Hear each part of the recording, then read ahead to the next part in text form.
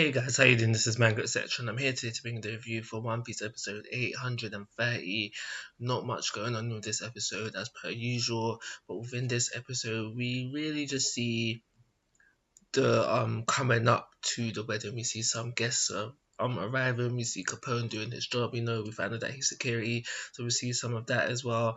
And yeah, like I said, that was the majority of the episode, and there was a really just a showing off of Dogtooth, or Katatori as his name is, but Dogtooth in the manga.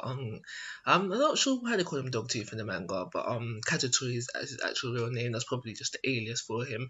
But anyway, we see him showing off his conquerors Haki's powers. So like I said, we see some VIP guests arrive in this episode from different takes of life. I think there was an Undertaker, there was someone from like a magazine news kind of. So there's an editor, journalist guy there as well, and I can't remember the others, but we see them arrive. We see them impressed with the displays of chocolate, of sweets, of whatever, all of that madness.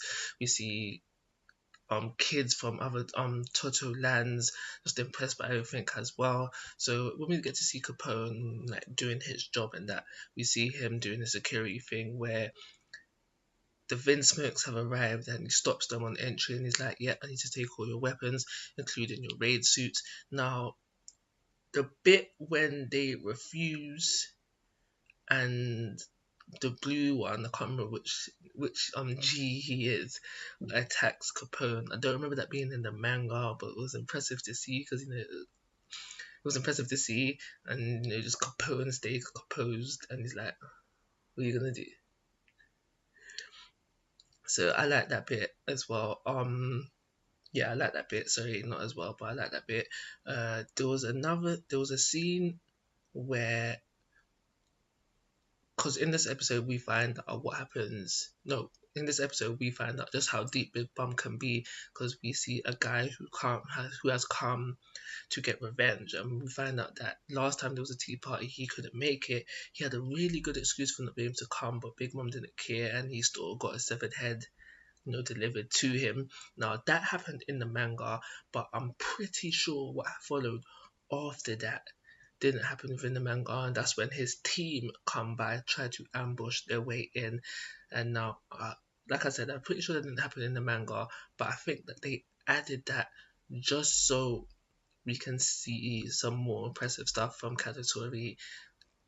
This episode was really kind of just about a display of how he has mastered his observation haki, and now he's mastered it to a point where he can see into the future. And another interesting thing about him is that he has the highest bounty introduced thus far.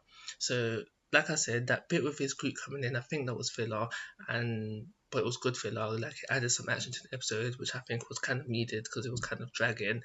But I really did wish that they let Capone do some fighting as well, because it was his crew getting attacked and it seemed like he was just standing there watching.